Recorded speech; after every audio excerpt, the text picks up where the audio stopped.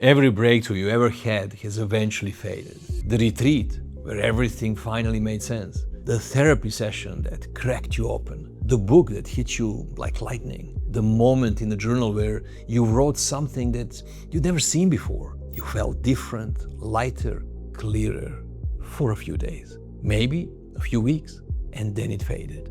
Quietly, without you noticing exactly when. If that's been your pattern for years and you've started to wonder if change is even possible for you, this video is going to explain why what you've been experiencing isn't actually change and what it would take for something to finally not fade. I've watched this pattern in thousands of people over the last 2 decades. They come to me having done genuine work, therapy, retreats, plant medicine, breath work, every kind of coaching you can name. They've had real moments, genuine insights. And they're still asking me the same questions they were asking 10 years ago. Not because the work didn't help, it just wasn't the kind of help that stays. Here's what almost nobody has told you. What faded wasn't the change, it was the insight. When something actually leaves you, actually leaves at the level it lived, it doesn't come back to live again. So if it kept coming back, that means it never actually left. You weren't failing at integration, you were experiencing the wrong kind of work. Let me show you what I mean. There are two completely different experiences that people often confuse for the same thing. One is insight. Insight is when something you've been wondering about suddenly becomes clear. A connection lights up. You understand why you do what you do. You see a pattern, you finally have a name for something you've been carrying. Insight feels incredible. It feels like change. It feels like something just shifted. But here's the thing about insight. It's an event in your mind. It happens in your thinking. Your conscious awareness expands. Something that was unclear is now clear. That's real and it's valuable. But it's not the same as the pattern living. The pattern isn't in your conscious mind. We talked about this in another video. The pattern lives in your nervous system, in your body, in the automatic responses before thinking catches up. So when you have an insight about a pattern, what changes? Your understanding of it. What doesn't change? The pattern itself. That's why 2 weeks later, you're back in the same dynamic. You can see it more clearly now. You can name it as it's happening. You might even have language for what's running underneath, but it's still running. The insight gave you a better map of the territory. It didn't remove you from the territory. That's the first thing to get clear. So, if insight isn't shift, what is? What would it look like? What would it feel like for something to actually leave you? This is the part nobody describes well. When something actually leaves you, it doesn't feel like an insight. It feels like an absence. Where there used to be heaviness, there isn't. Where there used to be a reaction, there isn't. Where there used to be a story you couldn't stop running, there's just quiet space. You don't reframe it. You don't think about it differently. You don't have a better relationship with it. It's actually gone.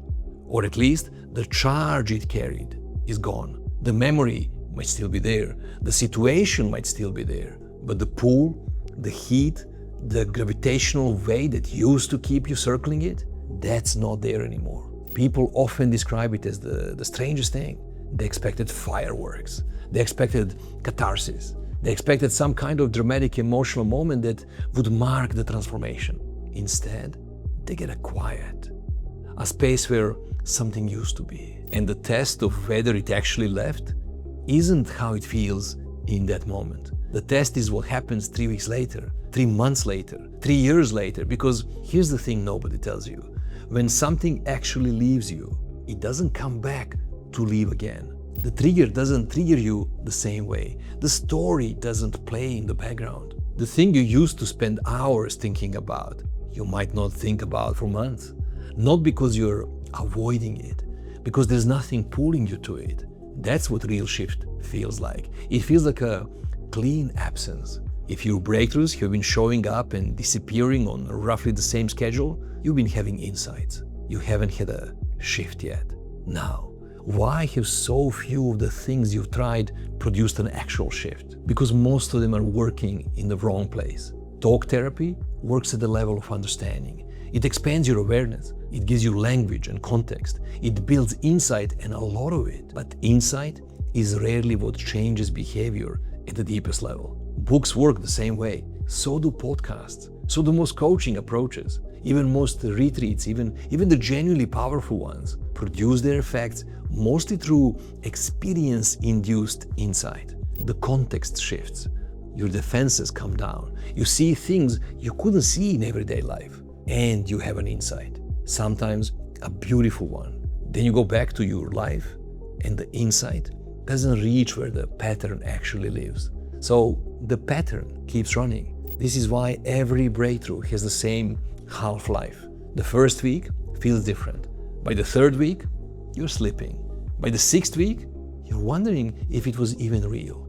It wasn't fake. It was just the wrong kind of work for what you were trying to change. The kind of work that produces actual shift looks completely different. It doesn't add new understanding. It releases what's already there. It doesn't ask you to think differently. It asks you to feel what's been there the whole time without trying to fix it, explain it, or escape from it.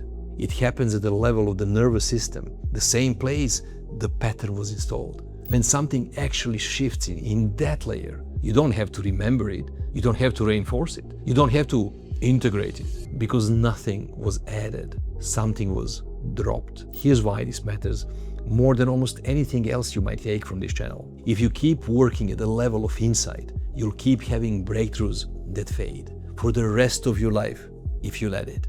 That's not a tragedy if insights are what you want. Some people genuinely enjoy the cycle. They love the moments of clarity, even knowing they'll fade. There's nothing wrong with that. But if your goal is to actually be different, to not have the same pattern running 10 years from now, you need to find the kind of work that reaches the layer where the pattern lives. You'll know you found it when something happens once and doesn't have to happen again. You won't need to journal about it. You won't need to remember the insight. You won't need to recommit. You won't need to track your progress. It will all be just done. And life moves forward lighter without you having to maintain anything. That kind of change exists. It's not exotic. It's not reserved for special people. It's available, and it's been available the whole time. You just haven't been pointed toward it yet. So to put it in one place, insight and shift are not the same thing. Insight changes what you know. Shift changes what's there. Every breakthrough you ever had that faded was an insight. Real, valuable, never enough to last on its own. If you want something to finally stop coming back, you have to work where the pattern lives, not where the understanding lives. When something actually leaves you, it doesn't come back to leave again. That's the whole test.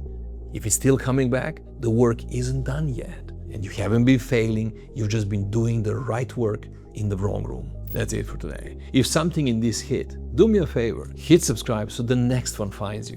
And if you've been carrying something heavy, something you don't know how to put down, there's a video popping up right now that shows you how. Watch it next.